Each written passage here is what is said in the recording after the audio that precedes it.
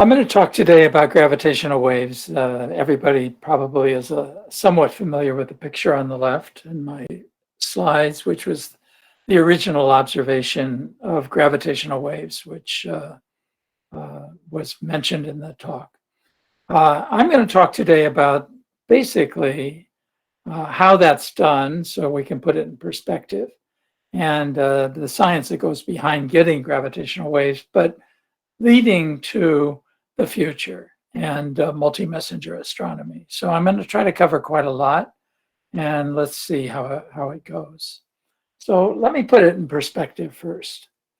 We all know that from ancient times, people have been interested in astronomy, but modern astronomy really has a birth date, and that birth date was January 1610. And that was the time when Galileo, he didn't invent the telescope, but he used lenses that were made for glasses in a telescope soon after it was invented. And he looked at Jupiter, and he discovered, after a little bit of work, there were four pieces of light that he saw.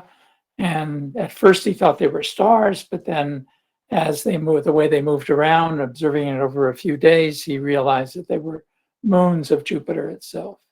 And so this was the first discovery in astronomy using an instrument and not just the naked eye. Of course, Jupiter has now, we know, even more than 4 moons, but this marked the beginning of astronomy. The growth of astronomy since 1610 has been phenomenal. So what we know about the universe now compared to 1610.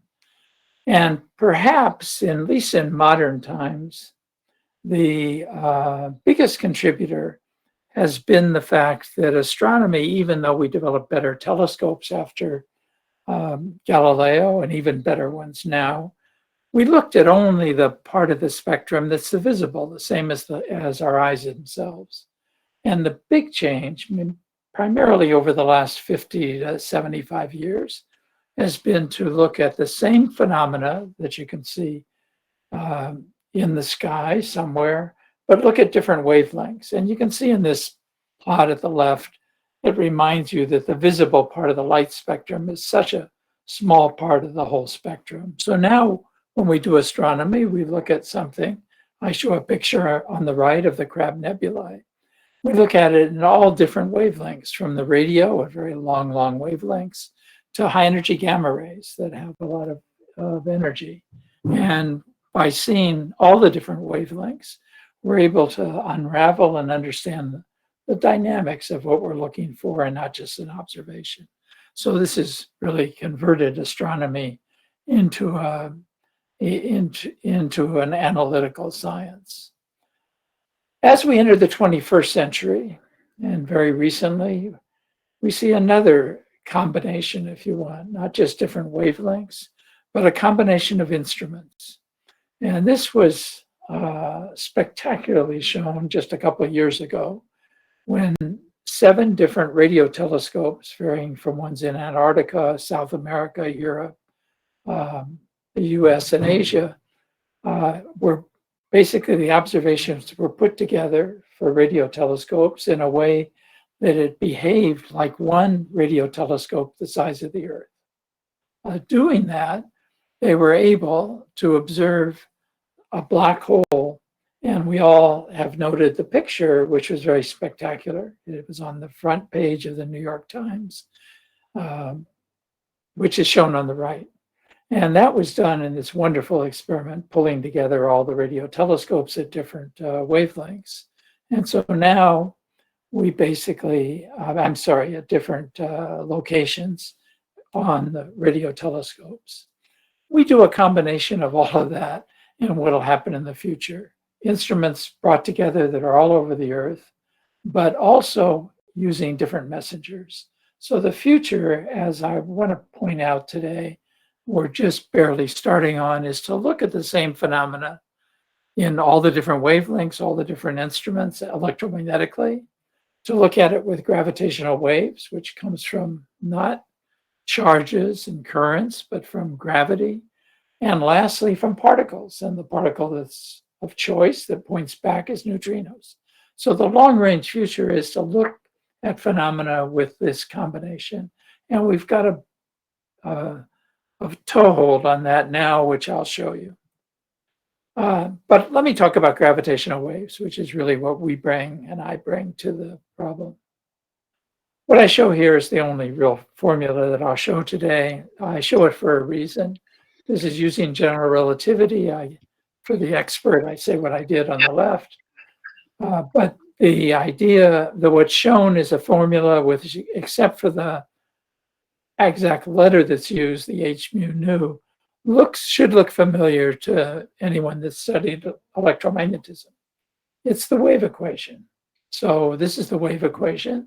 The h mu nu is what's called the strain in this case, which is the parameter that's measured from general relativity or in gravity. Just like in electromagnetism, if we have the wave equation, then we have the strain h mu nu, and it takes the form of plane waves that propagate at the speed of light. So what we expect from Einstein's theory is plane waves propagating at the speed of light. If you look carefully at my diagram, you'll notice that the two components which exist in electromagnetism too, that exist in electromagnetism are orthogonal to each other. But in the case of gravitational waves are at 45 degrees from each other. That's a reflection of the fact that in gravity, quantum mechanically, gravity is spin 2, while electromagnetism is spin 1, so they're rotated at 45 degrees. What I'll show you in gravitational waves, this is detectable. You can separate the two components just like in electromagnetic waves, but we're not quite good enough yet. So we haven't yet separated the two components of the gravitational waves just for technical reasons that we don't quite have the instrumental ability today, but I'm sure it'll be one of the things that you hear about in the next few years. The idea that general relativity as postulated by Einstein in 1915 could create gravitational waves was recognized by Einstein actually a year later in 1916, and he published an article, although it wasn't very quantitative, in 1916. Because it did not come from the depths of the theory of general relativity derived from it, there was a question of whether it was really right. Even Einstein had questions as late as the 1930s. And it wasn't until the 1950s that the theoretical physics community basically had a consensus that gravitational waves do exist as an outcome of general relativity. People usually date a meeting in 1957 in Chapel Hill, North Carolina, to the resolution that gravitational waves are theoretically a sound prediction from general relativity. At that meeting, a theorist named Pirani, a British theorist, presented a beautiful derivation from the theory of general relativity.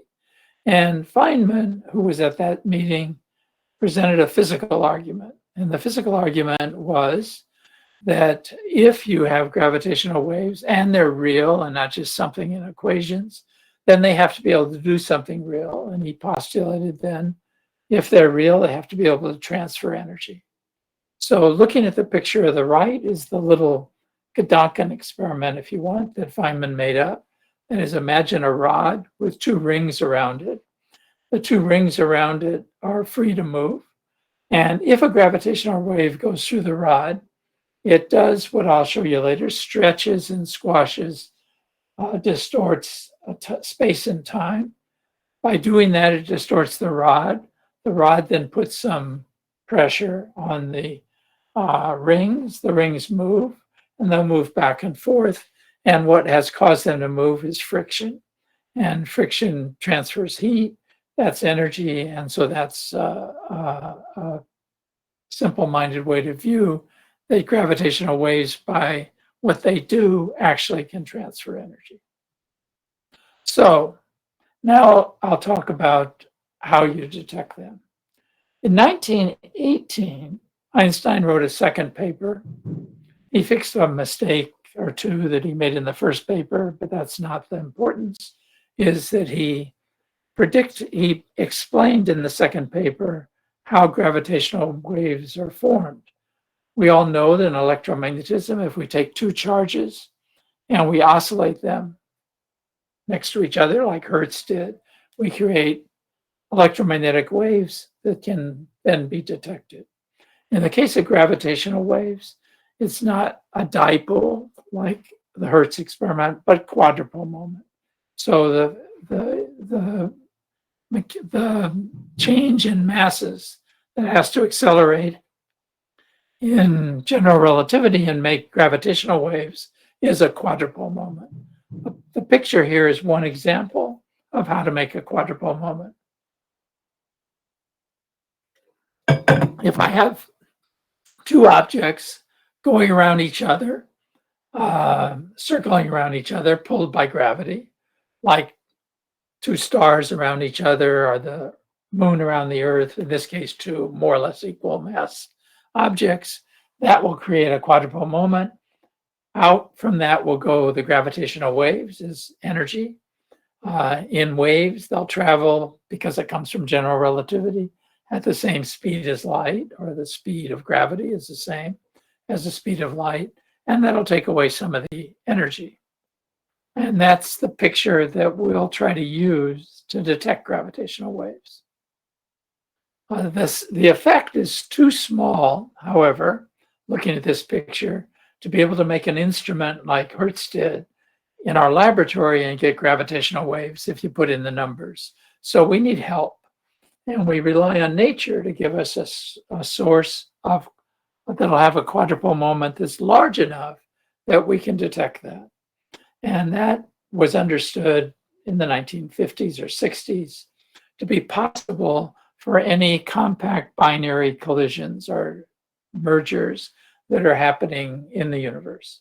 So if I have two objects where going around each other, they'll slowly lose energy and in spiral, which is shown in the picture on the left. As they in spiral, the frequency gets higher, the amplitude gets higher, and eventually they merge. And after they merge, it has to settle down.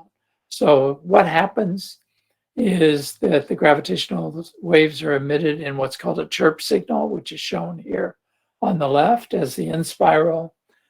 When they are merging together completely, then that creates strong field general relativity, which is the merger itself, and the opportunity for us to really understand when we observe it, general relativity and the strong field limit. And then later, the ring down that settles down, which is also predictable in what it should be like. Shown on the right is a picture of the difference between if you have different mass mergers. If you have lighter mass mergers, like the top picture, it'll go to higher frequencies and we'll see it as many oscillations in our detector. While the very heavy ones, which was true of the very first observation of gravitational waves, will just make a few oscillations in our detector. And if they're too heavy, we won't be able to detect it in our detector. The reason is that our detectors are good down to tens of hertz, but not lower frequencies than that. And that's just an experimental limit. So how do we detect gravitational waves once they're propagating through space like that? There are ripples in space-time. They stretch and compress space-time itself. But in general relativity, or Einstein's theory of gravity, not like electromagnetic waves, which have accompanying them the photon. In this case, gravitational waves, at least in Einstein's theory, I'll show you a test of it in a while, don't have anything accompanying them, which we would call, if it existed, a graviton. So they're just ripples, pure ripples in space and time itself. Much like if you threw a stone into a simple, very clear pond on the surface, the ripples in the surface move, but there's nothing accompanying them like mass. The stone went to the bottom. So this is just ripples and motion with energy, of course, in space-time itself. The amplitude of what we'll measure for what we do is about a number like 10 to the minus 21. I won't determine that number for you, but that's what we get for the merger of two compact objects like two black holes or two neutron stars, which I'll show you. If I tried to do it in my laboratory and I made two objects and move them around each other in the laboratory like a barbell and made the objects as big as I might anticipate and spin it as fast as I could possibly spin it, I would get a number more like 10 to the minus 40, not 10 to the minus 21.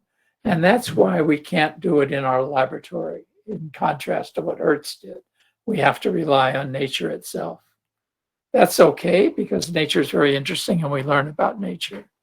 Now, what happens when that comes through and you try to detect it? Let's look and observe what happens. Imagine that we have a ring of free masses. They're free to move around. And the radius of the ring is L. Then the change in length that happens because of gravitational waves will be proportional to this little strain that I showed you earlier times the radius. And so the amount of change, delta L, that this becomes elliptical is a very small number because of this 10 to the minus 21. It's the size of the ring, or the radius or diameter, times h, which is, if the circle is 1 meter across, then it's 10 to the minus 21 meters. So the size of the effect, even if we use something as powerful as a merger of two black holes, is only 1 part in 10 to the 21. That means it's an incredible experimental challenge. But first, let me just say 10 to the minus 21 is a nice small number, so that we basically, if you think about it, we live in space that can be distorted. But if you think of space a little bit like a material, it might have a Young's modulus or something, that space is really very, very stiff, and gravitational waves don't distort it very much. And maybe that's good. We live in a world where we don't see these distortions unless we work really hard to see that, to find them. Okay, so we have a scheme to try to see such a small number. The first thing is we have to magnify the number somewhat bigger than 10 to the minus 21, which is 1,000th the size of a proton. And we do that by making it the effect more or less the size of a proton by making the instrument kilometers in size instead of meters in size. So that makes the effect more like 10 to the minus 18. We have to see a difference somehow and affect the size of a proton. That's done by interferometry. I show a picture here of interferometry. I'll show a little movie in a second. And the strain, that little h that we measured that I showed you earlier, is proportional to a change in length in these arms in the interferometer. So what is an interferometer? Just to remind you, light comes in from the laser beam. It splits in two, goes in two directions. If the length of the two directions is equal and you put a mirror on the far side, light will come back at exactly the same time. You can invert one with respect to the other and they'll cancel.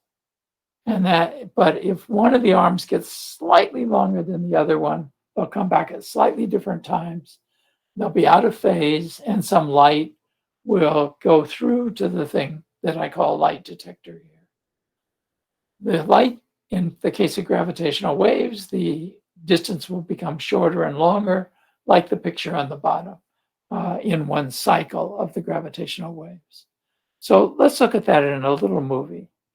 If we have the beam coming in and we send it down the two arms and it's equal, nothing goes to the detector on the right. But as soon as we move it by, as shown there, then you get some light. This is shown now with waves. The waves split, half of them go to the left, half of them straight on. They reflect off a mirror. As they come back, if they're exactly in time, they'll cancel, as shown here, and nothing is detected in the detector on the right. But if they're slightly different from each other in length, they become out of phase or in phase with each other, and you see light that's detected. And that's simply how the interferometer works. There's a lot of sophistication in how you make that very, very sensitive, but I'm not going to talk about that in detail today. I'll talk about one simple challenge. We have two detectors for gravitational waves, one in the US that we built, supported by the National Science Foundation. One is in Hanford, Washington, in the upper west of the country, and the other is in Livingston, Louisiana, in the southeast of the country. The distance between those are 3,000 kilometers. At the speed of light, that's 10 milliseconds. So if a gravitational wave signal came in from the top and went through LIGO Hanford first to Livingston, it would arrive in Hanford 10 milliseconds before it arrives in Livingston. If it came up from the bottom through Livingston first, it would arrive in Livingston 10 milliseconds before Hanford. Anywhere in between, exactly bisecting, for example, there'll be less time difference between the two. So a requirement that we make is that these two see a signal within plus or minus 10 milliseconds of each other. And that assures that they're coincident to the speed of the time of the speed of light. That is a powerful way to get rid of almost all the backgrounds that come on the Earth that might come to both detectors. For example, earthquakes travel through the ground at the speed of sound, not the speed of light. So that is a very powerful way that we determine it. The experiment itself is a collaboration between Caltech and MIT. You'll notice that they're perpendicular. We proposed to the US National Science Foundation to build one detector near Caltech, one near MIT. The politicians gave us the money, but decided to rotate it and to put it in their favorite states in Washington and Louisiana. And so those are the two sites. They look very, very different. In Hanford, Washington, it's very high desert, dry, very stable ground. In Livingston, Louisiana, it's very swampy, pine forest, commercial pine forest that is, you can see in the picture of Livingston on the right, to the right of the long arm is a channel that's filled with water, and that's because the water level is almost at ground level in Livingston. Despite the very different geologies and background and location, the performance of the two is identical. We work very hard to make sure that everything we change and do in one is also changed in the other, so the instruments stay identical. If we replace a circuit with an improved circuit, it's done in both places. If we do something mechanical, it's done in both places. So we keep them exactly the same as each other, and they perform the same. So this is a picture now of what we're doing exaggerated. What you see on the left is just a top view of an interferometer. And the difference in length that we have to measure is a part in 10 to the 21, as I said. And we have a 4-kilometer long interferometer. The two big challenges, I'm oversimplifying just for the purpose of the seminar, the two big challenges that have to be achieved in order to measure 10 to the minus 21 are two. One is to do interferometry at a level that's much, much better than anyone's ever done before. An interferometer that you have in a university physics laboratory maybe sees fringes that you look at to 1 part in 100. If you look at the best commercial interferometers, they may be 1 part in 10 to the 3 or 10 to the 4. We need to do 1 part in 10 to the 12th of the wavelength of the light that we're using. So we use a laser beam and have to be able to tell them change phase with each other to 1 part in 10 to the 12th. That depended on a large number of innovations in interferometry, of which I will talk about none of them because I don't have time. But that took us the most time, I think, energy, effort of a 20 or 30 year program to develop interferometry at the level that we can do 1 part in 10 to the 12th of the wavelength of the light. The second big problem is that we live and are measuring this here on the Earth. And the Earth itself vibrates much too much for us to possibly do an interferometer at the level that we need to do it. So we have to float the interferometer somehow, isolate it from the Earth itself. We do that with a system that also has to isolate us from the Earth to 1 part in 10 to the 12th. We do it, and this took an evolution of, again, 10 to 20 years, in a very sophisticated system that first uses passive isolation, much like shock absorbers in your car, 4 layers of very, very fancy shock absorbers, a pendulum from which we hang the mass that takes care of horizontal oscillations. And lastly, we stack this array with very sensitive seismic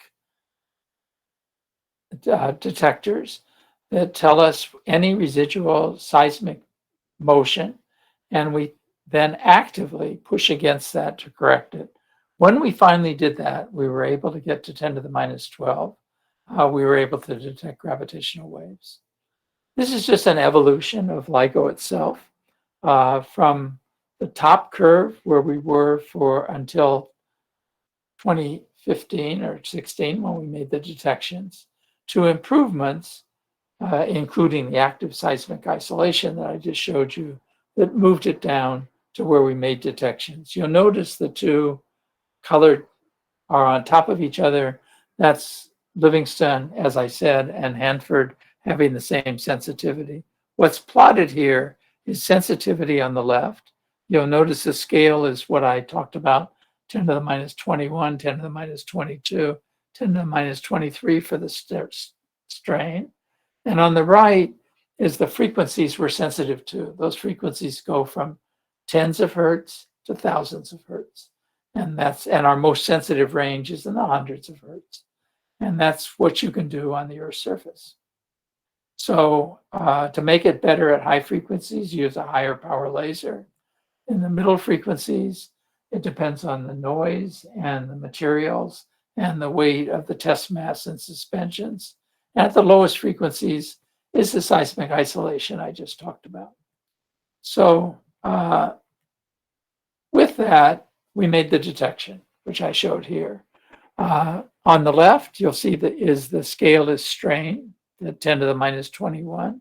The size of the oscillations, the biggest ones, are about 10 to the minus 21. And the picture on the top, which is the Hanford Observatory, and the middle, which is Livingston, look very much alike. In fact, if you put one across on top of the other, except for a slight shifting for the time of flight, they look almost identical.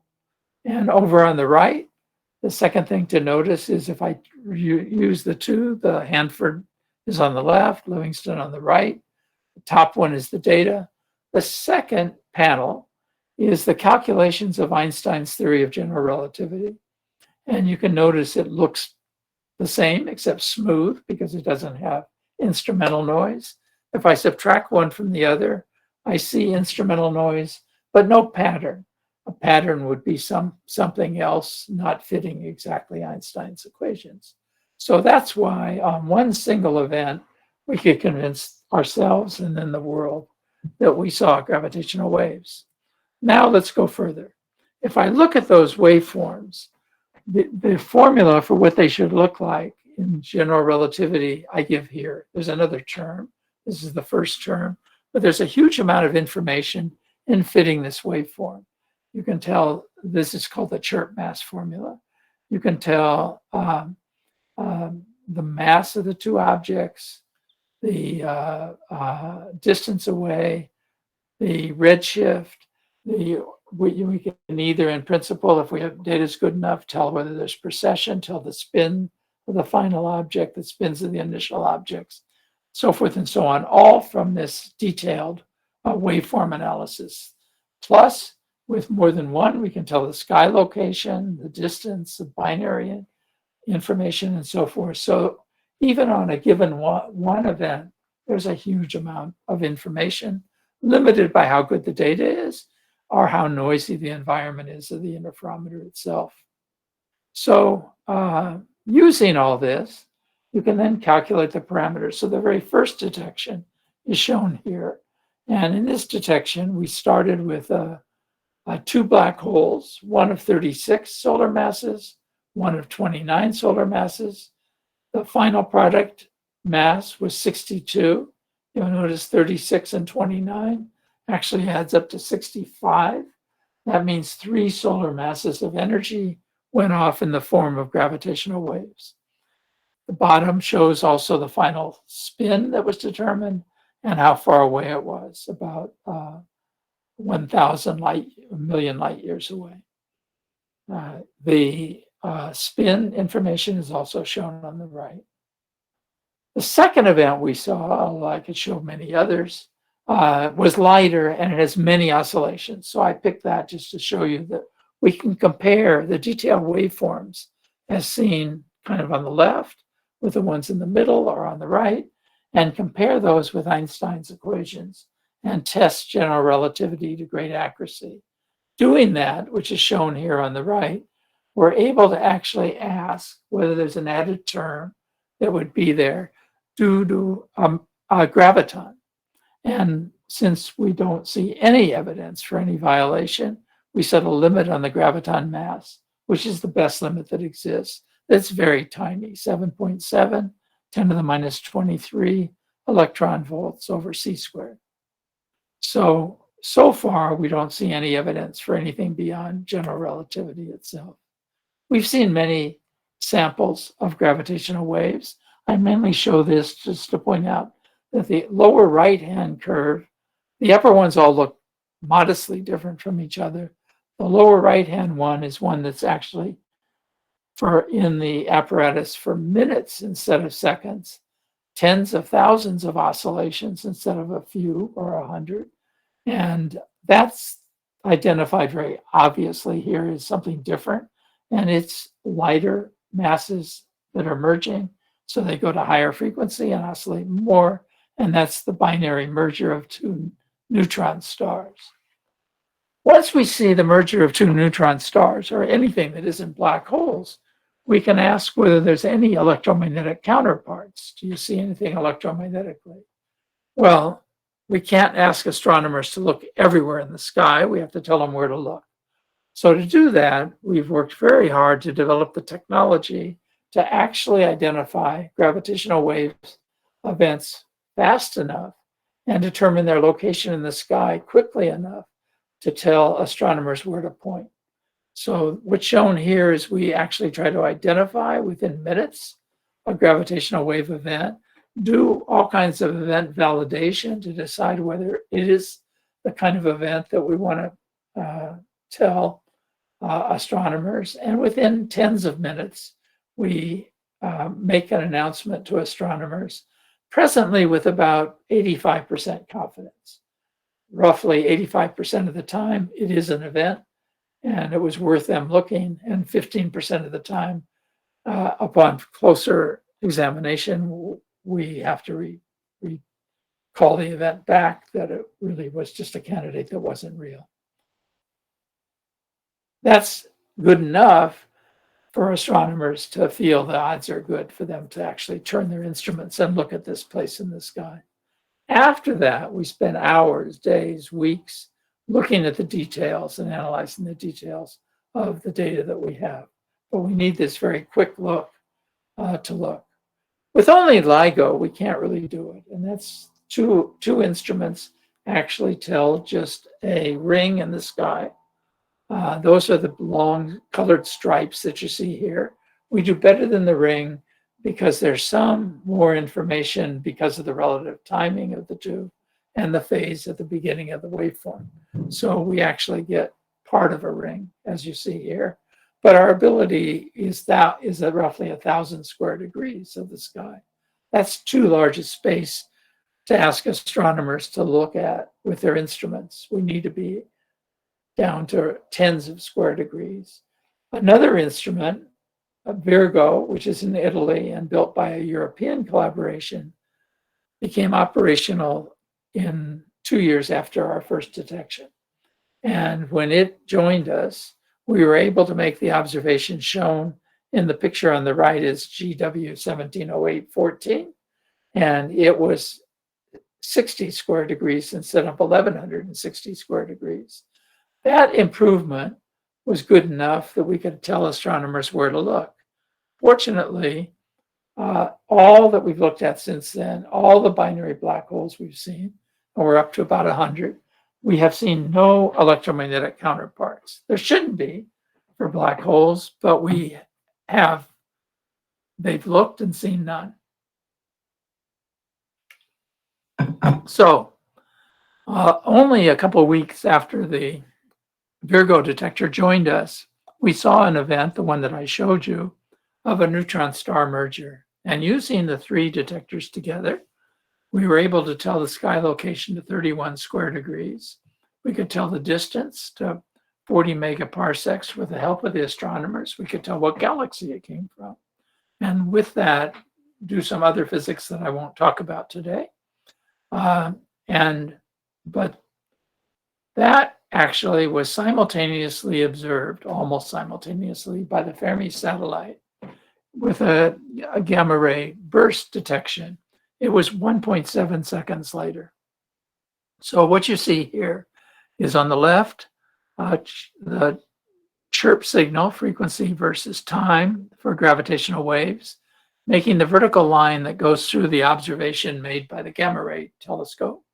Gamma ray telescope has noise, but roughly 1.7 seconds after our merger was detected in gravitational waves, they saw the signal of high energy photons.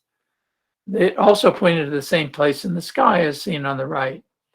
I'll point out an interesting, simple observation that the distance away that I showed you for this event was 150 million light years.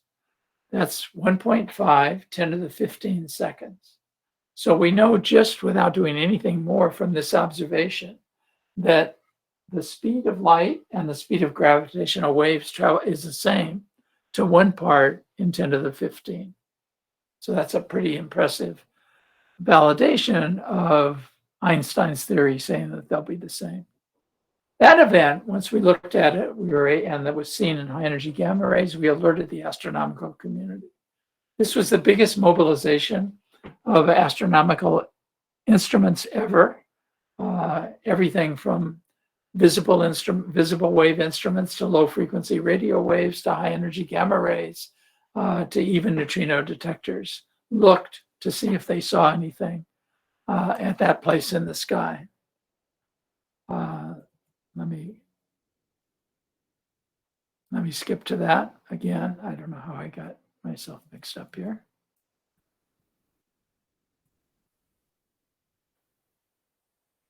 Okay, so they looked at all the different wavelengths, and you can see here over a period of time, out to days, it moves to longer and longer wavelengths out to the radio. And it was observed in all the different wavelengths out to the radio.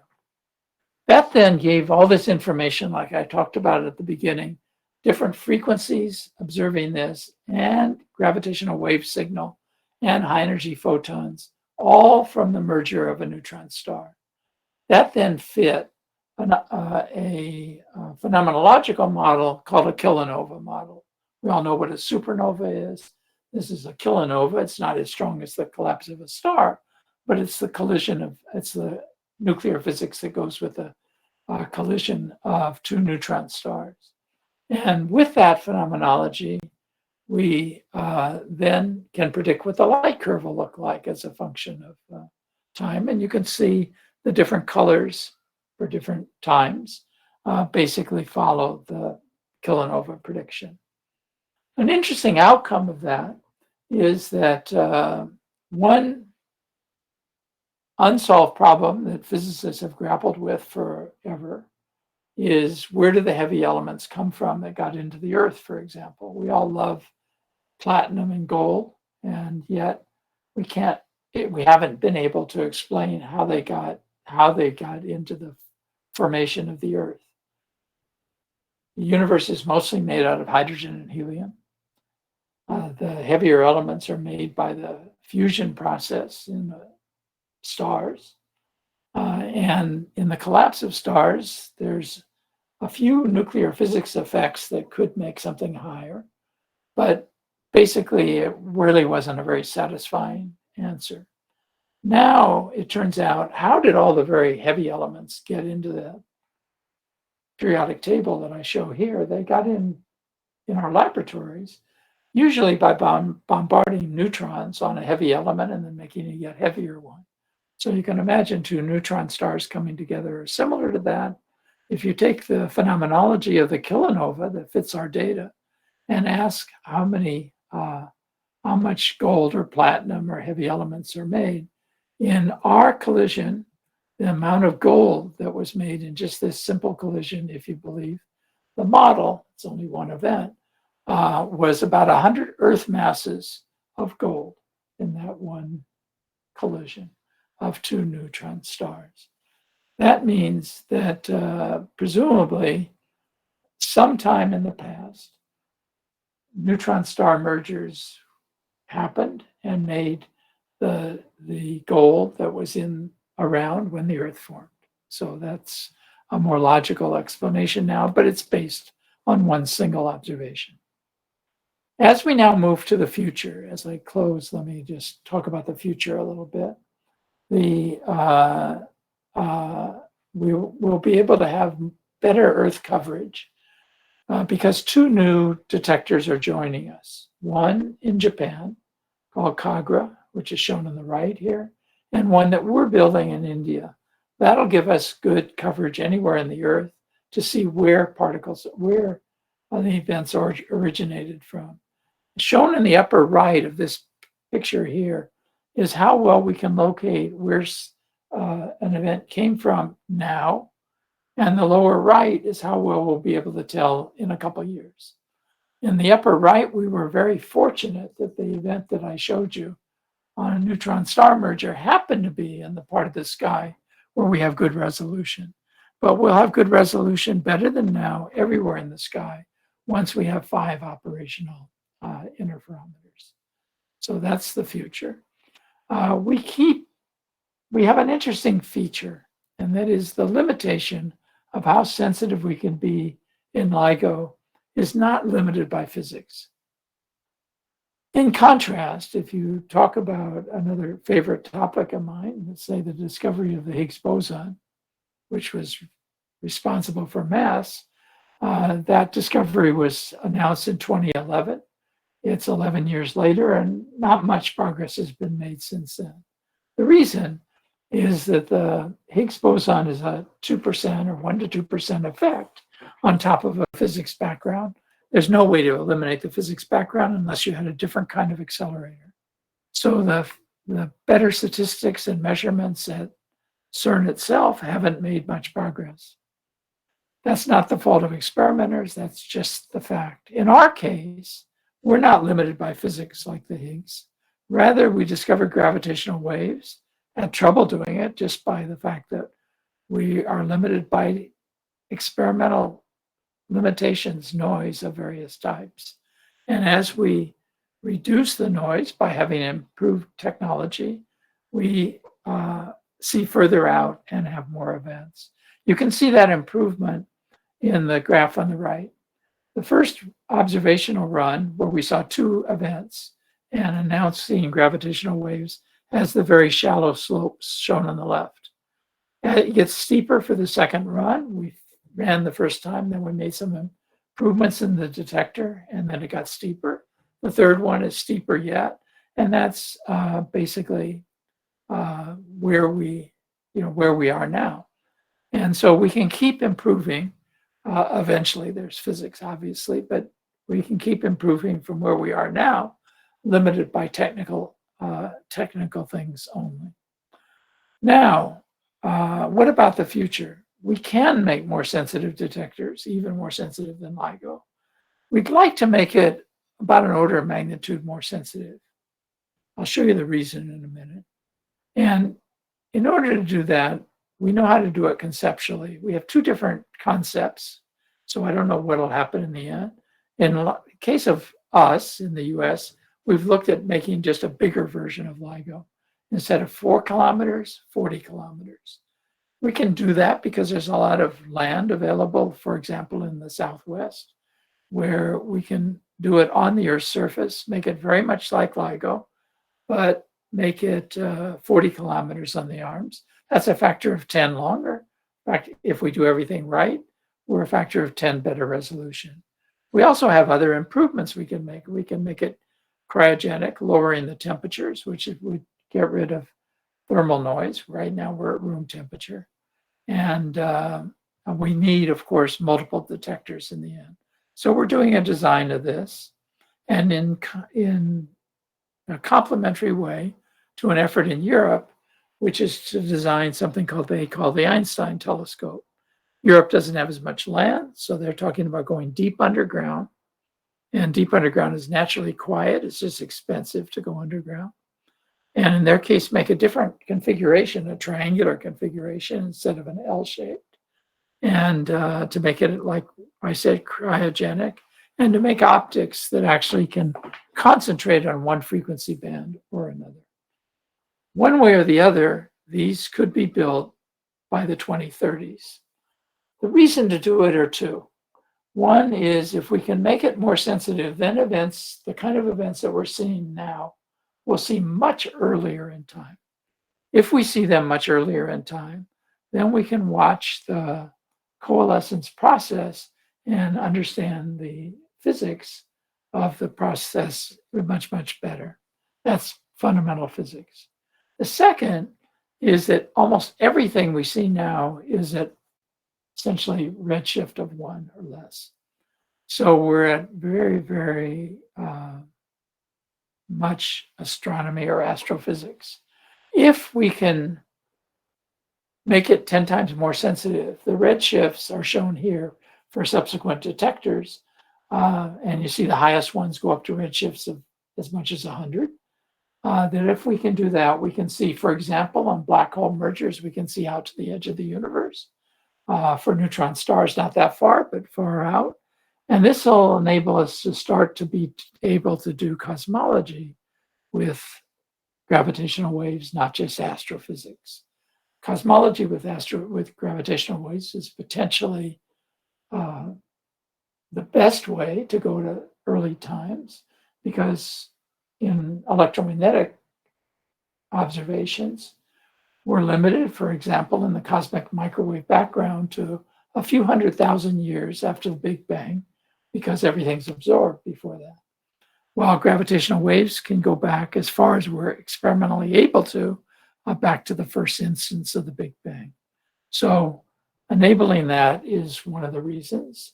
The next step won't take us quite that far, of course, but will move us far back. This picture shows the Einstein Telescope being able to go back to quite early times to look at the evolution of the universe at Z of something like 1,000.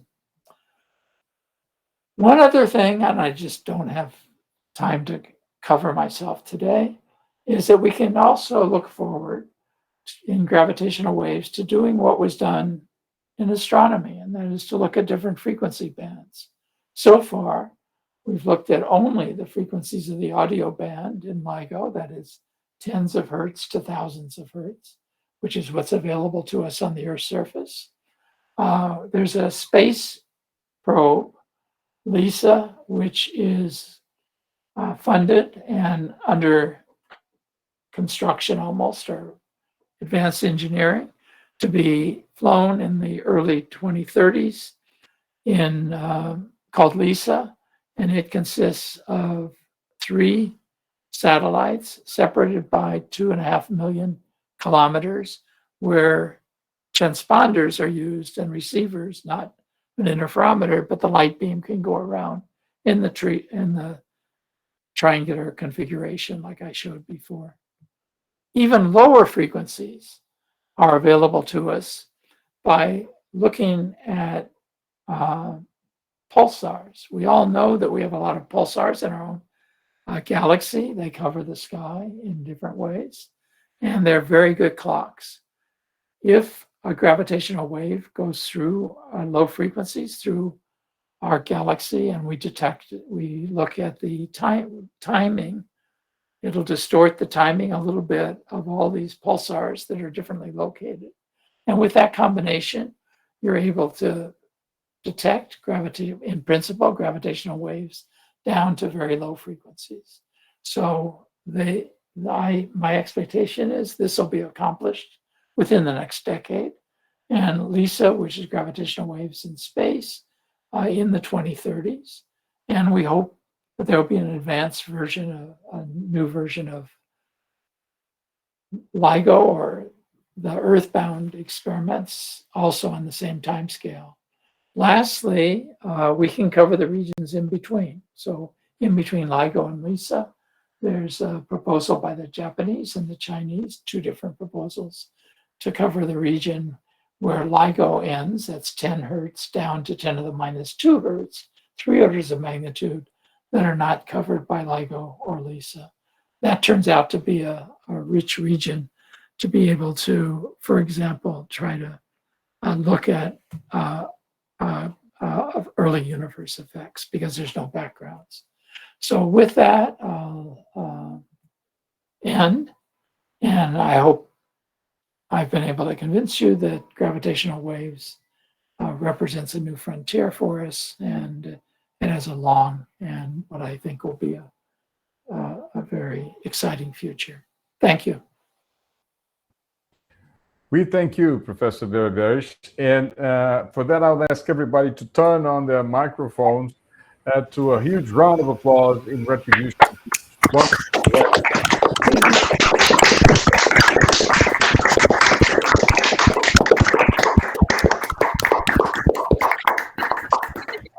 Okay, so we already have some people registered for questions. But before that, let me give you a panorama of your audience. So from what people have written in the chat, I can tell you that we have people from all the different 5 regions that compose Brazil: the north, northeast, center, west, southeast, and south. So states like Amazonas, Pará, where I'm speaking from, obviously, states in the northeast like Maranhão, Paraíba, Pernambuco, in the center-west region of Brazil, central Brazil, the capital, Brasília. We have people from the southeast like Rio de Janeiro and São Paulo, and also people from the south like Santa Catarina and the extreme south state, Rio Grande do Sul. So we have around 100 people attending you, both in this virtual room and in YouTube, summed up all together. And obviously, the majority of the people is from Pará University, like undergrad and graduate students, postdocs, teachers, and professors. We have not only people from Belém, the capital, but also from other cities that compose the Pará state, that by itself is a huge state, in cities like Ananindeua, Salinópolis, and others. And we have students, postdocs, teachers, and professors from several federal universities, federal institutes, observatories like the National Observatory, and research centers all around Brazil.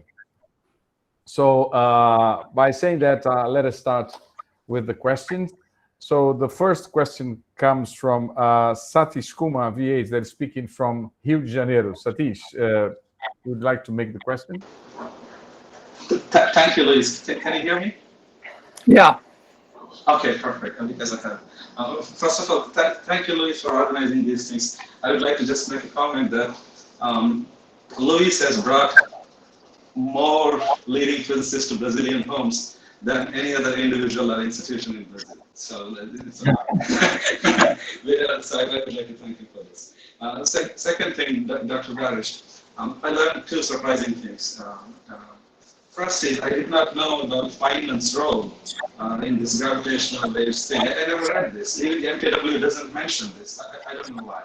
I always thought that 1957 Chapel Hill Conference was for quantum gravity, and then I remember reading that Feynman told his wife remind him never to go back to any of these gravity conferences. I hope that was not because of the gravitational waves, it's because of the quantum gravity. Second thing, those locations of these gravitational detectors, I did not know they were decided by politicians. I thought it's physics strategy. So we did those things. So I would like to know, for example, will we ever be able to measure using these the next generation ground-based detectors, like quasi-normal modes or the polarization of gravitational waves?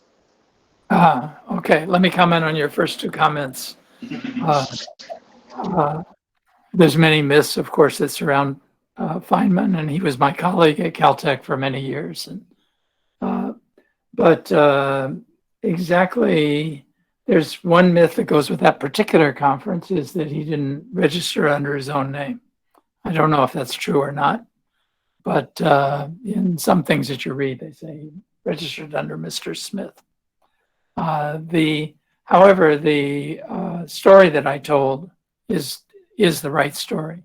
He actually presented this little Gedanken experiment, and in a sense, I think it was the inspiration for the way gravitational waves were searched for in the 1960s through almost 2000, which is a resonant bar. So the resonant bar looks a lot, with instruments around it, looks a lot like his little bar with two rings. Weber, who was the first to try to measure gravitational waves, and unfortunately thought he saw them when he didn't, was at the Chapel Hill meeting. So Feynman not only had the physical argument, but I think he, in some sense, inspired the first generation of gravitational wave experiments. That's a great historical insight. Yeah. What was the other thing you said?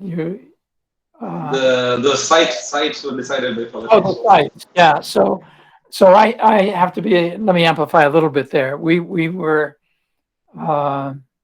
of course, we were not allowed to tell the government when we asked them for money where it was going to be put. So in the proposal to the National Science Foundation, we called two sites, one near MIT, one near Caltech, one in the Edwards Air Force Base in California, one in southern Maine. We called them sample sites, since we couldn't call them our proposed sites. But once it went in the political process, the NSF decided that there had to be competitive bids for it. 21 states put in proposals, and the senators from the state of Washington and Louisiana became quite interested, and they got together, and this combination of the state of Washington and the state of Louisiana came out politically. That's maybe the bad part of the story. The good part of the story is we had very supportive senators from both states during the fledgling early parts of the project, which helped us a lot, because we had a lot of difficulty at the very beginning, from geological problems to political problems. So that's history of that. You asked me about what was the last? About quasi-normal modes. Before that, so would it have been better to have? Would it have been better to have the detector, one in Florida, one in Washington, so that you have the longest distance possible? Well, the distance is enough. I mean, we did it for. You mean in terms of the triangulation being a little bit better? We're better off if we had one in the southern hemisphere. The three we have now are all in the Brazil is a northern good location. It would be a good location. We tried Australia, but the Australian government never came forward with basically enough support. So the one that we're building is in India, southern India, and India. That's as close as we can get. That's where I'm from. So, quasi-normal modes, I'm not sure. We cannot with present detectors. And it's a good question, and I'm not sure whether the advanced detectors can do that or not. So I'll defer that question, and not out of ignorance. I'm just not sure. Thank you. I want to show my ignorance by asking one last question, please. What exactly do we measure at the interferometers? Like the raw data, how does it look like? What is it that we measure? The arm lengths? We basically measure, no, we have two, we basically take, the simple-minded picture, which is what we do really, is imagine that you have two arms, 4 kilometers long, and they're exactly the same. And then we send the light down one and down the other, and we invert them. When they come back, you won't see any light at all. So what we actually measure is the phase shift in the light, if they get slightly out of phase with each other.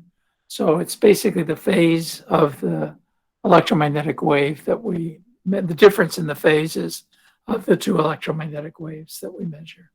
And we do it in a way that it gives a light signal, of photons that come in. Because if the phase is exactly the same, the light cancels. So once it's not canceled, then we get some information on the fact that they're out of phase. And then we measure how much out of phase as a function of time. Thank you so much. Okay, thank you, Satish, for your comments and questions. Thank you, Professor Barish, for your answers. So Satish mentioned that he is originally from India, so is where the next one of the next detectors are going to pop. So it's actually about halfway. It's close to Mumbai, I guess, closest I would say to Mumbai. I am from Bangalore. Yeah, you're from Bangalore. Well, that's the high-tech city. They're good at. They're good at technical. That's where quasi-normal modes come from. Visheshwara is from Bangalore, from my city. Yeah. Okay. So the next question comes from Naresh Adhikari. So Naresh, could you tell us from where you're speaking from and then make your question, please?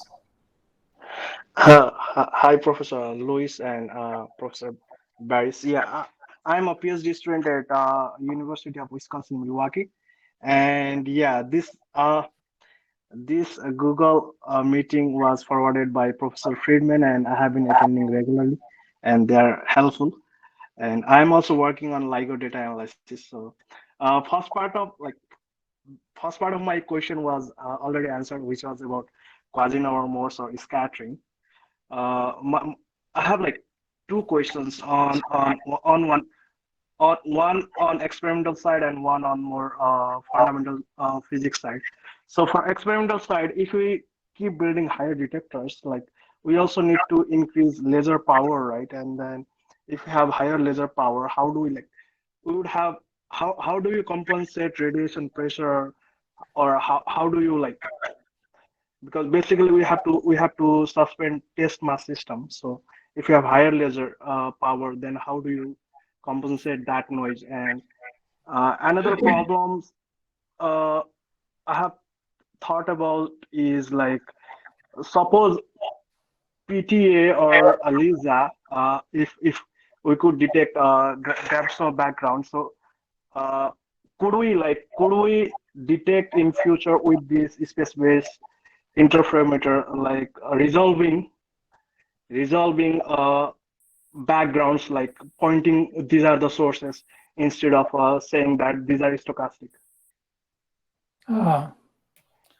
Okay, there was a lot of different things you asked. So let me start with the experimental ones. You have to remind me which I answer and don't. I think you asked a question about laser power first. Let me start with that. Clearly, what limits us at low frequencies, I emphasized in the talk, is not laser power, but the shaking of the Earth, seismic effects. At the high frequencies, which is more relevant for light sources like neutron star binary in spirals, we're limited by photostatistics, or whatever you want to call it, which is at the higher frequencies. We now have the laser that we're using is 2 too strong for us. So the question asked was a good one. And the way we take care of that, the problem is the pressure on the mirrors is too much. So that you lose by moving the mirrors, even though you got more photons for photostatistics. And the way we solve that is by using squeezed light. So one thing that has been already implemented in LIGO is to use squeezed light, which changes the phase space of the light so that the pressure basically is moved to the dimension that doesn't affect the motion of the mirror. And so even at the present time, we do that. And eventually it can be a problem as you increase things. It is one of the reasons why when I talk about a more advanced detector, we have to not have yet more powerful lasers, but have to have longer arms. So that's why we talk about a 40-kilometer arm for the. Okay. Did you ask any other experimental questions? Yeah, no, I asked about physics, resolving sources of stochastic background. Yeah. So a major problem is the way we look. We're not the right instrument. We're the first instrument and not the right instrument to look at the early universe with gravitational waves. And the reason is we're at very, very high frequencies.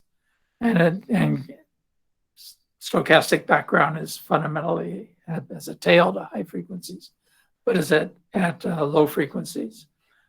So we're in a regime that isn't ideal to do that. Doing it in our regime can be limited depending on where the signal comes by a foreground or a background that comes from other sources around the universe that just give us a stochastic background. And that's what Naresh is talking about. And in order to distinguish those, we have to have much better both measurements and modeling of what's creating that background. And you can only do so well. Experimentally separating them, the answer is no. The right way in the long term to do the really early universe stochastic our background from the early universe is at lower frequencies. So, we started doing gravitational waves for astronomy. There'll be more instruments in the future. The lower frequency ones are going to be the ones to go to study the early universe directly. Thank you, Professor. Yeah, it answered my question. And nice to meet you. He's a collaborator. So you know that these big collaborations, even I don't know everybody on the collaboration. So nice to meet you. Okay. By the way, his institution has been very important to LIGO. I'll mention that. He's at University of Wisconsin, Milwaukee. And they've provided some of the most advanced and important computing facilities to analyze LIGO data. They also have provided the spokesperson for the collaboration in LIGO. So his institution is very important to LIGO. Thank you. Thank you, Professor. Thank you, Naresh, for your questions. Thank you, Professor Barish, for your answers. So the next question comes from a PhD student from here, Belém, is Sérgio Xavier. Sérgio, do you want to make the question yourself? Yes. Can you hear me? Yes. Yeah, I can't see you, but I can hear you. So firstly, thank you for your very interesting seminar, Professor Barish. I was wondering if there is any information that gravitational waves tell us about the existence of an event horizon. And I mean, how we can be sure that this result represents the coalescence of black holes? Yeah, the event horizon is a surface effect on black holes. That's what's being looked at with the Event Horizon Telescope. We're looking at something very different, which is the merger of these two events. There's a lot of, well, first, if If it looks like a duck and quacks like a duck and so forth, it is a duck. So basically, the first argument is that we know what black hole signals will look like, and to great accuracy, this looks like black hole signals. That varies from the frequency dependence to the actual waveform. So basically, that now, could you get the same waveform by some other phenomenon? I don't know of any. So basically, the fact that quantitatively this fits the black hole hypothesis so well is important. The fact that we've seen 100 events and there's no visible electromagnetic signal that's been reported by anyone is, again, pretty strong evidence that it's not electromagnetic. Whether the detailed physics will end up being different, I think remains for the future. I see. Thank you. Can I do another question related to that? Sure. I mean, in this sense, what level of certainty do gravitational waves provide for the existence of a black hole compared to other detection channels, such as X-rays or even the shadow, the result of all the shadow? Those are all indirect, and we're seeing actually the emission of radiation from a black hole system. So most people consider that a direct effect of the black hole itself. I see. Thank you. Okay, thank you, Sergio. So the next question comes from another PhD student from Pará University, Juan Lima. Juan, do you want to make the question yourself? Yeah, sure. I'm ready.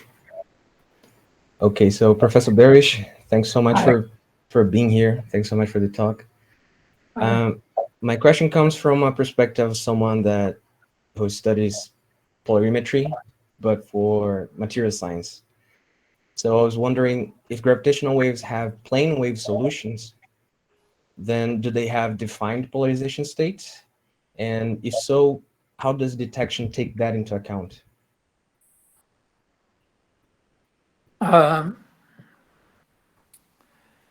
Yeah, it has defined states. The detection, how the detection takes it into account, and how you separate the polarizations requires multiple detectors. So the reason we haven't been able to do it is you need to compare in detail, not just when the signal arrives in Italy and in Louisiana and in Hanford, but a comparison of the waveforms themselves in those different states. And the comparison of the waveforms lets us untangle the two components of the gravitational waves. First, to see that they're 45 degrees, I suppose, and then to see some of the waveform information. Some alternate theories of gravity, general relativity that we use is Einstein's formulation, may give different polarization information. So some of the some of the theories that are alternate to Einstein, although they don't calculate it in detail, provide presumably some different kinds of polarization than we would get from Einstein's theory. Okay, But let me just comment one bit further. I keep referring to Einstein's theory of general relativity. I showed, I think, one plot that shows how we test that.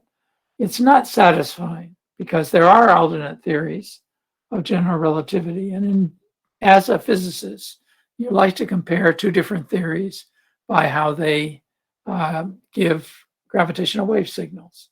The problem is that none of the other theories are carried to the level that we can make detailed predictions and compare the differences in those predictions with Einstein's. So instead, we do something like I showed, which is look in great precision at the waveforms that we have and look for deviations I looked out for it in the form of something simplistic, like a graviton, but look for deviations. They may not be that form from the equations of Einstein.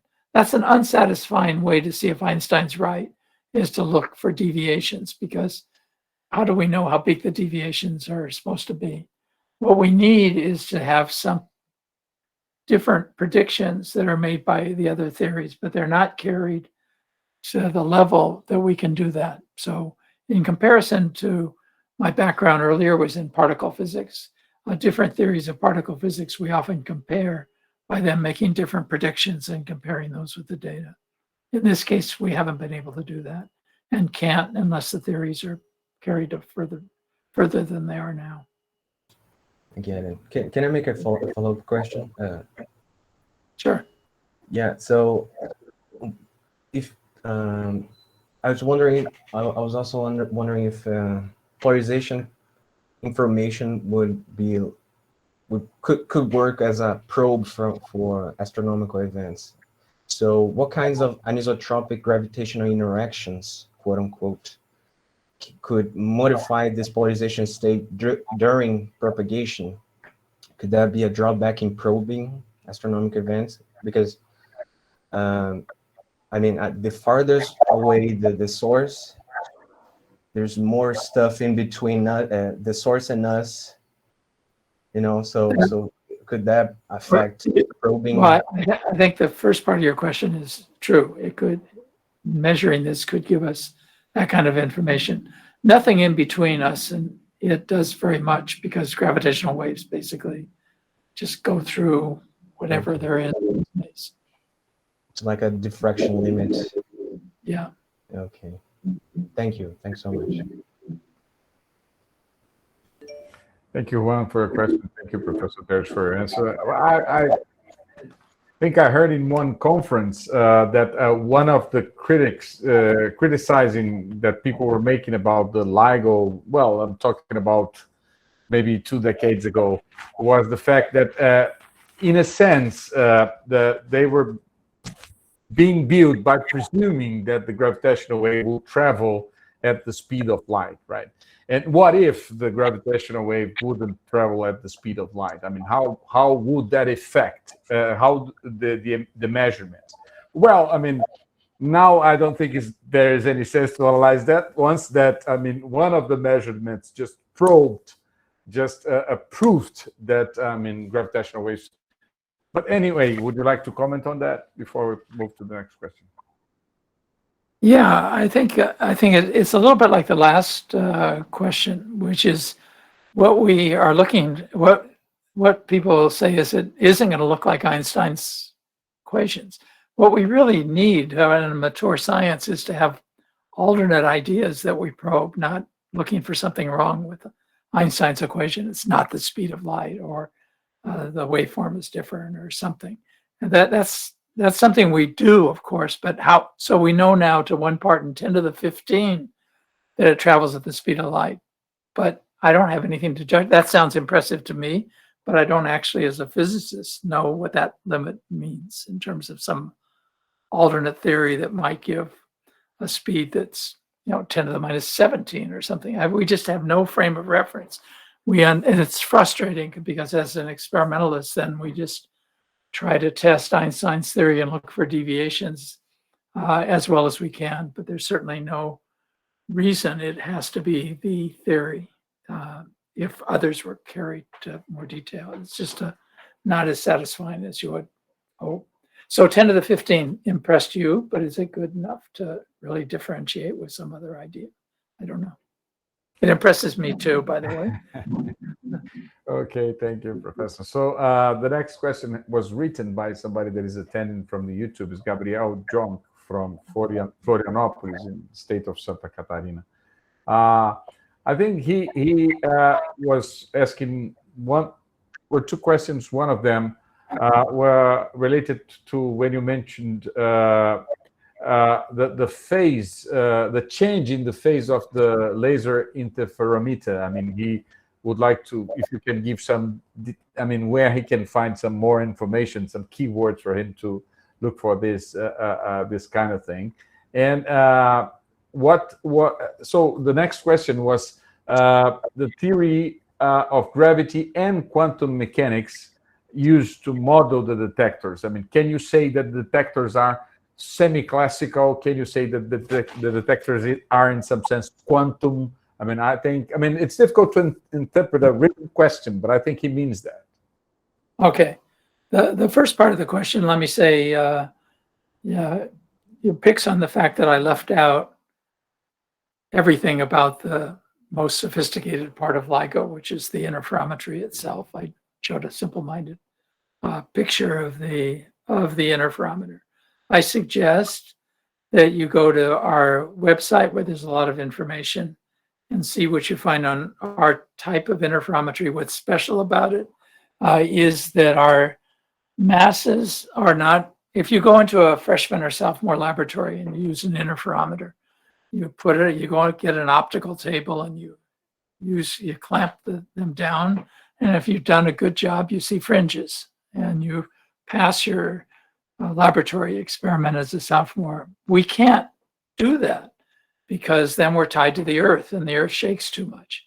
So in our case, this interferometer has what we call suspended masses. They're hanging from a pendulum and they're in this system that tries to isolate them. How that works and how the interferometry works itself, there's a lot of discussions of it that you can find from our website. And if you don't find what you want, send me an email so I can tell you, I can lead you. I didn't actually lecture on that today because I didn't have time. Yes, and the second part was, can we say that the detectors are, is a piece of, let's say, quantum that was semi-classical device? How would you? Yeah. So there's two things. One is in the detail in which we use these big fancy test masses. Our students at MIT have actually shown quantum effects in this big massive object. And there's a nice little paper on it. So there are quantum effects. That doesn't affect our measurements, but we've got this beautiful piece of material that's a mirror where you know everything about it at high level. And they have detected quantum effects in this massive thing, which is a nice measurement. In the interferometer itself, then we have ones that I think his name was Naresh Adhikari, I think he was referring to, which is maybe it was another questioner, but I think him, was the pressure on the mirrors. As we increase the light level, then it gives radiation pressure on the mirrors. And we, at the present level, are able to mitigate that by shaping the beam characteristics by doing what's called squeeze light. That'll only work so far. Eventually you get to the place where that's a limitation. And so there is a quantum limitation in the measurements. At that point, we have to make the interferometers longer to do better, not more light or doing it better the way we're doing it. So that's why we talk about going to the longer interferometers. You're basically limited eventually by quantum effects. Okay, thank you, Professor. Thank you, Gabriel, for your question. So the next question comes from Professor Martin Van Heel. He's in the room, I think. Would you like to make the question yourself, please, now? Yes. Can you tell us where you're attending from? I'm sitting in my home office in Campinas, very close to the synchrotron, where I work in electron microscopy. It was a pleasure to listen to your lecture. It's not the first time that I listened to one of your lectures. The last time was in 2017 in Stockholm, when you were given the Nobel Prize. I must admit that I didn't listen too much to because I was there for the other side of the story. I was invited to assist there, and but I am a theoretician originally, at least, and I did much of the 3D reconstruction stuff and theoretic part of electron microscopy, so of cryo-EM. And my master thesis 50 years ago was electron interference, a holography experiment, which was never published, actually. Unfortunately, I was not aggressive enough, I guess. But I am now interested in some fundamental aspects of counting electrons and counting signals, and I see that quantum effects and sampling and things like that. And when I listened to your lecture now, I thought one of the first things that I thought is, if you cover the Earth like with these interferometers, I guess that the orientation of these L shapes needs to be somehow optimized over the surface of the Earth to get the best three-dimensional resolution of the universe in your. My universe goes to angstroms. Your universe goes to. But yeah, so can you comment on that? So Yeah. what I mean, I thought you first had the two in California, and then others start coming in, and I saw on the maps that you drew that these resolution lines very much depends on the distribution of these sensors over the surface of the Earth or universe. Okay, so first let me greet you and say I got to know the cryo microscopy people in 2017, and it was nice to share the stage with a very, very beautiful piece of science.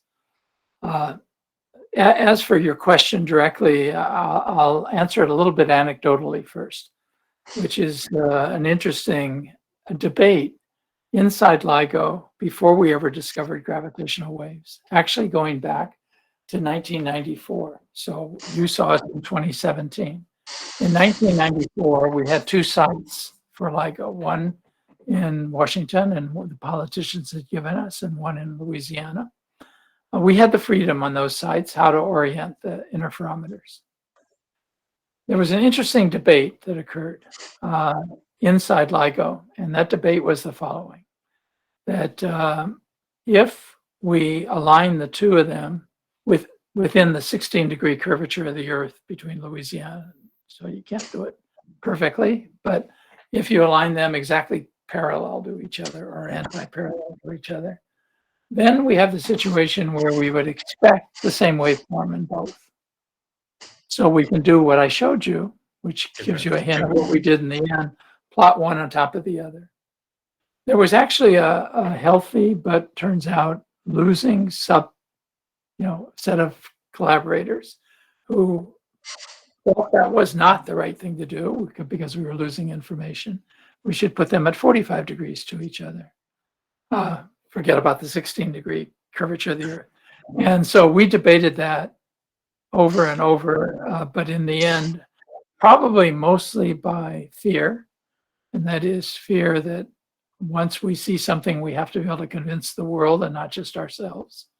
That we see something, we better put them parallel to each other where we actually are expecting exactly the same signal.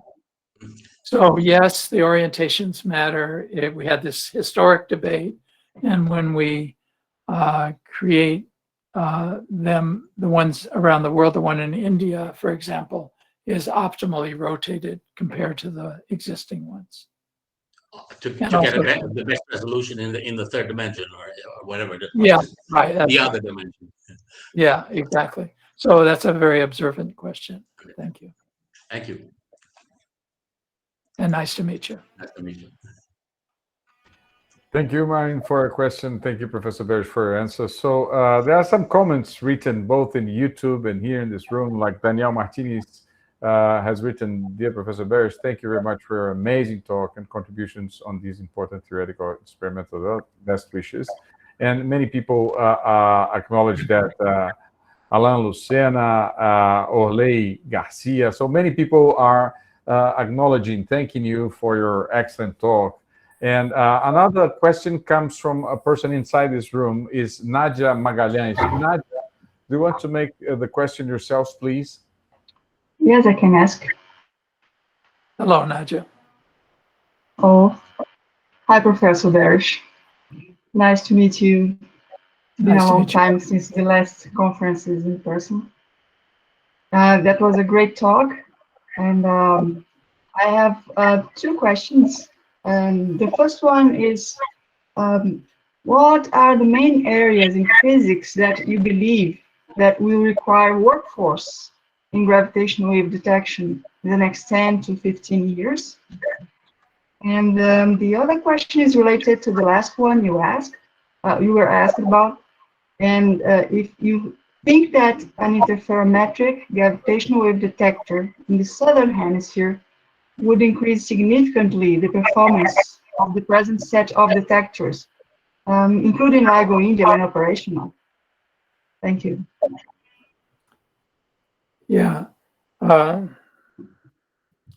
first question, I'm not sure I quite got it. I don't want to miss it. It had to do with the next 10 or 15 years. But what, yes. What about, you want to know? I was asking about the workforce. If I were to talk to a student now in the next 10 to 15 years, what should this person study about to be able to work with gravitational wave detections in 10 to 15 years? That's the workforce. I'm glad you clarified. Yeah. I think if I, well, first, yeah, I have a biased background. I'm an experimental physicist by background, and I have kind of an orientation since I was a kid that you have a problem and you build something to go look at that problem, and so I think the biggest opportunity, if you want, are missing our place where people can make the most impact is actually the experimental parts themselves. We're not, as I said, we're not limited by physics. We're limited by creativity and so forth in the instrument itself. We have a lot of trained PhD physicists and people getting their PhD who can analyze the data. We have people who can generate the waveforms. We have people that understand general relativity and can do numerical relativity on a computer. But what we lack and really have a small team, I mean, there's people like myself are aging, is the creativity to make better devices and detectors in this field. I mean, basically, those of us that started at the beginning have done it, a few of our students, but it's a very small part of the whole. We now have almost 2,000 people working somehow on LIGO, but the number working on the detector themselves or who understand the detector are less than 110s. Okay. And yet it's probably arguably the most sophisticated or precision detector device in the world. And so why so few people are working on it? I'm sure there's better ideas to do a lot of the things than we have. And so to me, that's where the biggest opportunity is. And then the rest of the opportunity is just in the emerging physics. There's going to be a space experiment. There's going to be improvements in our experiment. And so the physics opportunities, astrophysics opportunities, eventually maybe some cosmology opportunities are all new and fresh. And so from a scientific standpoint, I think there's a lot of opportunities. In terms of analyzing data and so forth, I think there's an abundance of people that do that more than we need. They climb over each other to analyze the data. Okay. Well, and the second question was about whether an interferometric gravitational wave detector in the southern hemisphere would increase significantly the performance Yeah, I think that we've basically oriented the one in India such that if we never had built the one in India, the answer would be yes.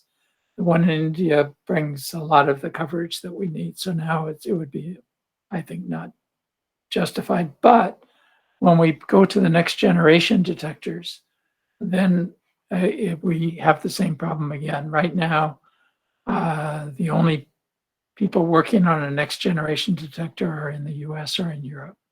So the Europeans have one plan. We have a somewhat alternate one, but doesn't matter. But we still need a network that covers the globe. So for the next generation, yes. For the present generation of detectors, we've probably done, maybe not optimally, but as well as we could manage with the implementation of the one in India, which was originally supposed to be in Australia, but we gave up on Australia for political reasons. Thank Now, you. well, political meaning the government didn't support us. Sure. Thank you, Professor. Okay, thank you, Nadia, for your questions. Thank you, Professor Barish, for your answers. So since we're talking about detectors, I mean, so about this 40-kilometer detector, so it's 10 times bigger. And what about the cost? How many times would it cost when compared to the LIGO?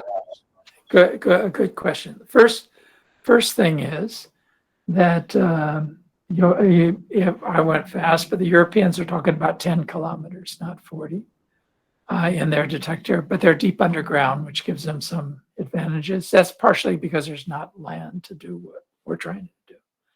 One problem with 40 kilometers is that the Earth has a significant amount of curvature in 40 kilometers. So the reason to put it on the Earth is to minimize, tunneling and Earth removal and so forth.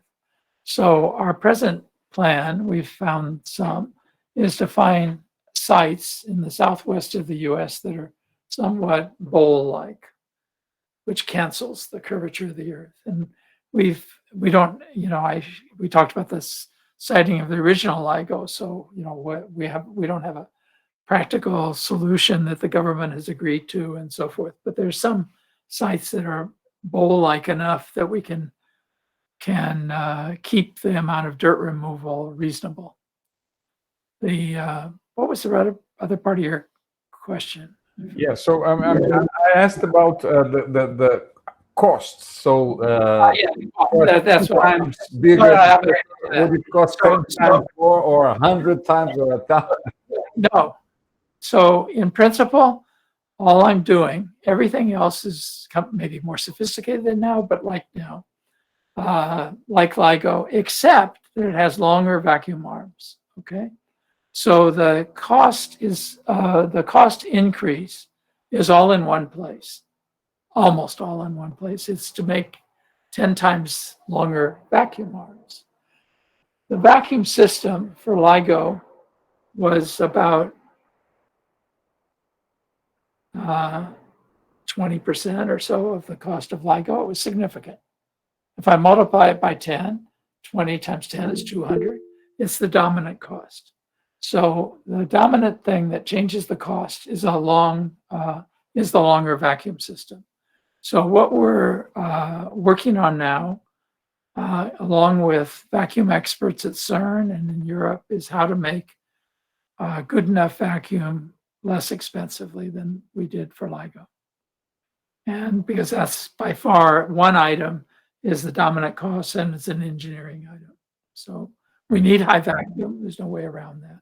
But can we make the vacuum chambers less costly if we knock it down a factor of 3 or 2 or 4? And we have ideas how to do that.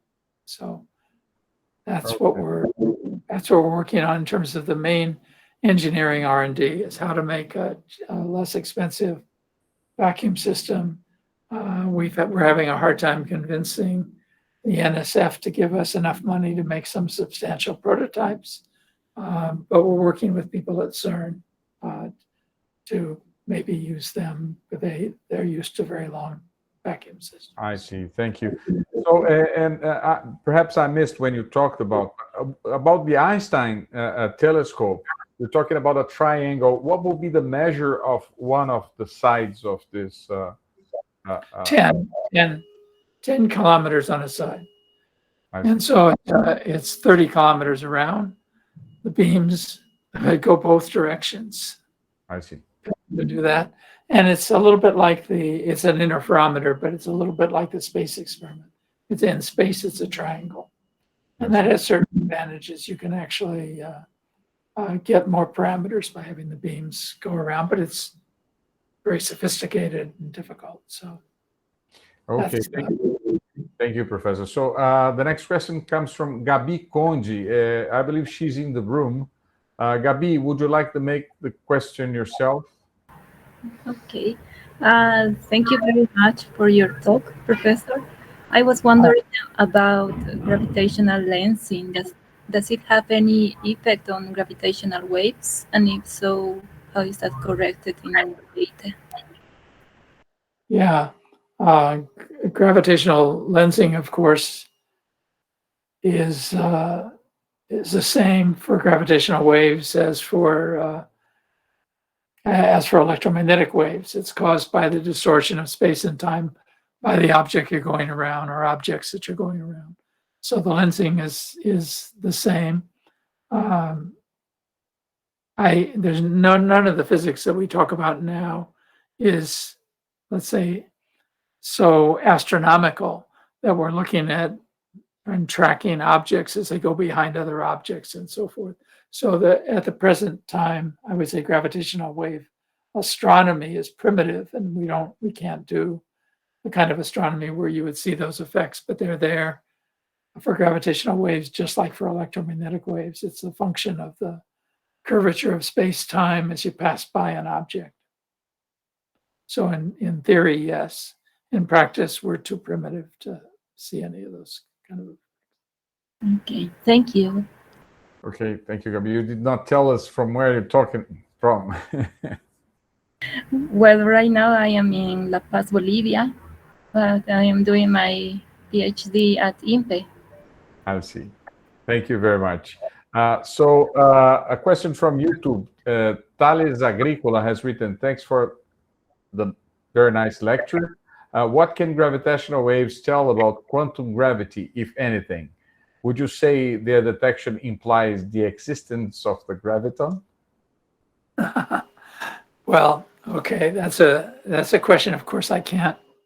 I wish I could answer with something specific, but let me say the following. We've been struggling to make a consistent theory of quantum gravity for decades, and so far we haven't succeeded. As an experimentalist, I have a belief that we need some sort of experimental guidance to understand quantum gravity. It's embarrassing to be a physicist and realize that we have two wonderful theories of physics. We have quantum field theory that explains to great detail almost anything that you can do on a big, wonderful machine like the CERN Large Hadron Collider. It's amazing at the detail level what it can do. We have a second theory, general relativity, that is magical about doing relativistic astronomy, predicting gravitational waves and so forth. It works at long distances. That's embarrassing. We have two theories of physics, not one theory of physics. They work in different regimes, obviously.